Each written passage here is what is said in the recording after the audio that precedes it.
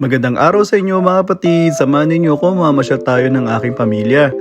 Ay nako, wow! Wow na wow talaga mga kapatid. Ayan. Ang naiisip ko pag nakikita ko sila mga kapatid, yung maraming gata tapos may mga malalaking sili. Ay nako, o kaya adobo.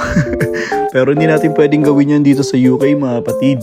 Dito ay talagang pinoprotektahan sila at sila ay talagang under the protection of the royal family. Meron pa nga yung swan, yung mga swan daw dito sa UK ay pagmamayari ng queen sa UK. Kaya talagang hindi sila pwedeng galawin. Talagang protektado sila.